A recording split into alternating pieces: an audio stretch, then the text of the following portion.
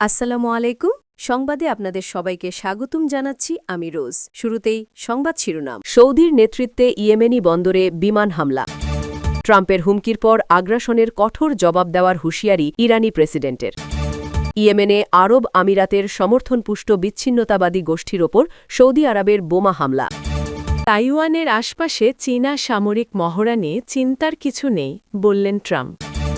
সৌদির নেতৃত্বে ইয়েমেনি বন্দরে বিমান হামলা। সৌদি আরবের নেতৃত্বাধীন সামরিক জোট ইয়েমেনের মুকাল্লা বন্দরে বিমান হামলা চালিয়েছে। চলতি মাসের শুরুতে ইয়েমেনের সবচেয়ে বড় প্রদেশ হারদামাউথ দখল করে দক্ষিণপন্থী বিচ্ছিন্নতাবাদী গোষ্ঠী সাউদার্ন ট্রানজিশনাল কাউন্সিল এসটিসি। এরপর থেকেই সৌদি জোট এসটিসিকে বন্দর থেকে সরে যাওয়ার আহ্বান জানাচ্ছিল। তবে তারা না সরায় মঙ্গলবার মুকাল্লা বন্দরে সীমিত বিমান হামলা চালানো হয়। ইয়েমেন সরকার ও সৌদি আরব জানায়, হামলার লক্ষ্য ছিল এসটিসির জন্য বন্দরে আনা অস্ত্র। সরকারের সূত্রে জানা গেছে, সংযুক্ত আরব আমিরাত এই অস্ত্র সরবরাহ করেছে। হামলার কয়েক ঘণ্টা পর সৌদি আরব এক বিবৃতিতে বলেছে, নিজেদের নিরাপত্তা তাদের জন্য রেড লাইন এবং এটি যে কোনোভাবে রক্ষা করবে। পাশাপাশি সৌদি পররাষ্ট্র মন্ত্রণালয় আশা প্রকাশ করেছে যে গালফ অঞ্চলের আরব দেশগুলোর মধ্যে সৌহার্দ্যপূর্ণ সম্পর্ক রক্ষা করতে আমিরাত যথাযথ পদক্ষেপ নেবে। সৌদি জোটের মুখপাত্র তুর্কি আল মালিকি জানিয়েছেন, শনিবার ও রোববার মুকাল্লা বন্দরে দুটি জাহাজ প্রবেশ করে, যা জোটের অনুমতি ছাড়া এসেছে এবং তাদের ট্র্যাকিং ব্যবস্থা বন্ধ ছিল। এই জাহাজ থেকে বিপুল পরিমাণ অস্ত্র খালাস করা হয়, যা এসটিসির জন্য আনা হয়েছিল। সৌদি সমর্থিত ইয়েমেন সরকার প্রধান রাশেদ আল আলিমি মঙ্গলবার আমিরাতকে দেশের সব সেনাকে ২৪ ঘণ্টার মধ্যে ইয়েমেন থেকে সরানোর নির্দেশ দিয়েছেন।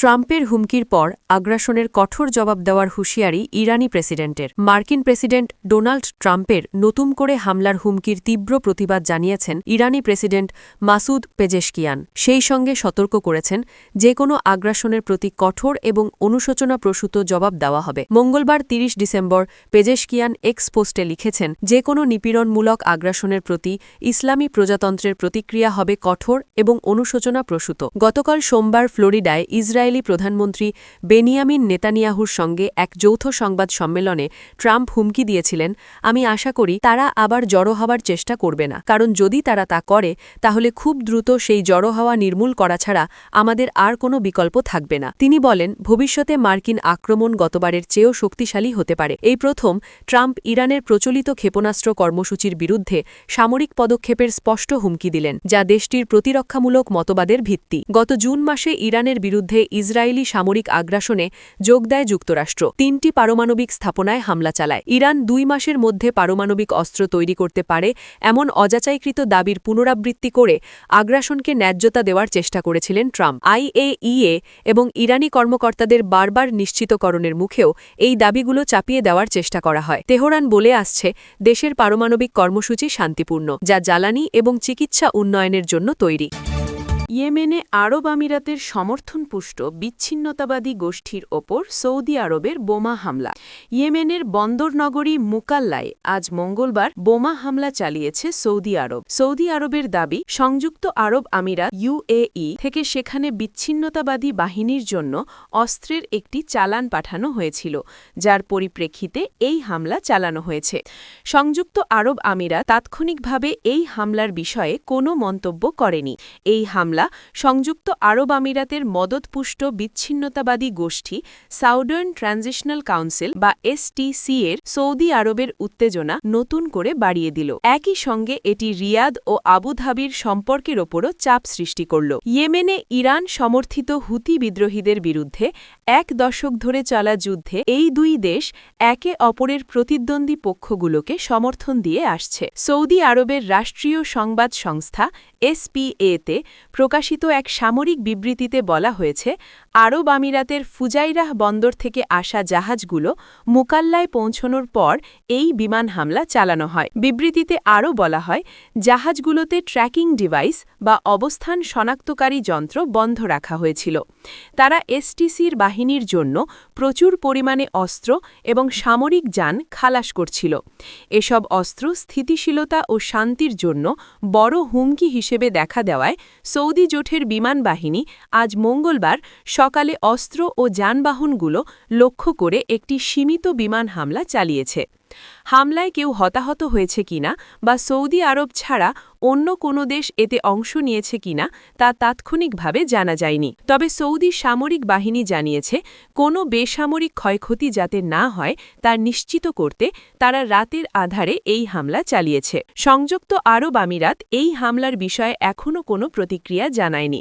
তবে ট্রানজিশনাল কাউন্সিলের টেলিভিশন চ্যানেল এআইসি হামলার বিষয়টি নিশ্চিত করেছে, তবে তারা বিস্তারিত কিছু জানায়নি। বিশেষজ্ঞদের ধারণা গ্রিনল্যান্ড নামের একটি জাহাজ লক্ষ্য করে এই হামলা চালানো হয়েছে। তথ্য অনুযায়ী জাহাজটি ২২ ডিসেম্বর আমিরাতের ফুজাইরাতে ছিল এবং গত রোববার মুকাল্লায় পৌঁছায়। দ্বিতীয় আরেকটি জাহাজের পরিচয় নিশ্চিত হওয়া যায়নি। ইয়েমেনের বিশেষজ্ঞ মুহাম্মদ আল বাশা সামাজিক যোগাযোগ মাধ্যমের ভিডিও উদ্ধৃত করে জানান, জাহাজ আসার পর মুকাল্লায় নতুন সাজোয়া যান চলাচলের দৃশ্য দেখা গেছে। এই ঘটনার পর দুপক্ষই সতর্কভাবে উত্তেজনা বৃদ্ধি করবে। আরব আমিরাত থেকে বিচ্ছিন্নতাবাদীদের অস্ত্র সরবরাহ এখন কিছুটা বাধাগ্রস্ত হতে পারে, কারণ সৌদি আরব ইয়েমেনের আকাশপথ নিয়ন্ত্রণ করে। সৌদি রাষ্ট্রীয় টেলিভিশনে প্রচারিত ড্রোন ফুটেজে দেখা গেছে মুকাল্লা শহরে বেশ কিছু সাজোয়া যান একটি নির্দিষ্ট এলাকার দিকে যাচ্ছে। মুকাল্লা শহরটি ইয়েমেনের হাদ্রামাউথ প্রদেশে অবস্থিত,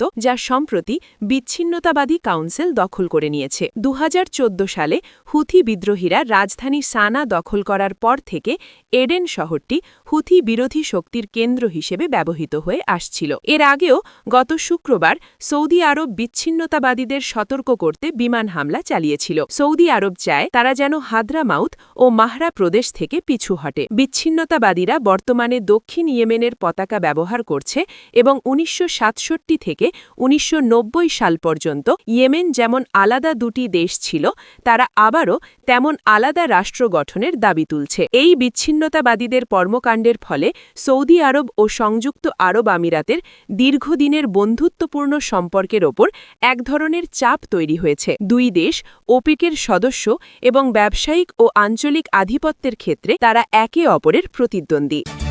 তাইওয়ানের আশপাশে চীনা সামরিক মহড়া নিয়ে চিন্তার কিছু নেই, বললেন ট্রাম্প। তাইওয়ানের চারপাশে বেইজিংয়ের সামরিক মহড়া নিয়ে তিনি চিন্তিত নন বলে জানিয়েছেন মার্কিন প্রেসিডেন্ট ডোনাল্ড ট্রাম্প। তাইওয়ানকে ঘিরে বড় পরিসরের সামরিক মহড়া শুরু করেছে চীন। সোমবারে ২৯ অনুষ্ঠিত এসব মহড়ার পর তাইওয়ান সম্ভাব্য হামলা প্রতিহত করতে দ্রুত সেনা সদস্য ও সামরিক সরঞ্জাম মোতায়েন করে। দ্বীপটির গুরুত্বপূর্ণ এলাকা দখল ও অবরোধের অনুকরণে পরিচালিত এই মহড়াকে বেইজিং বিচ্ছিন্নতাবাদী শক্তির বিরুদ্ধে কড়া সতর্কবার্তা হিসেবে বর্ণনা করেছে। এদিকে সোমবার এক সংবাদ সম্মেলনে জার্নালিদের ট্রাম্প বলেন, প্রেসিডেন্ট শি-এর সঙ্গে আমার খুব ভালো সম্পর্ক আছে এবং তিনি মহড়ার বিষয়ে আমাকে কিছুই বলেননি, তবে আমি অবশ্যই এটা দেখেছি। তিনি আরও বলেন, না, কোনো কিছুই আমাকে উদ্বিগ্ন করছে না। তারা ওই এলাকায় গত ২০ বছর ধরেই নৌ মহড়া চালিয়ে আসছে। সোমবার থেকে শুরু হওয়া ২ দিনের যুদ্ধ মহড়া আমেরিকা তাইওয়ানের কাছে তাদের সর্ববৃহৎ অস্ত্র বিক্রির ঘোষণা দেওয়ার প্রায় ২ সপ্তাহ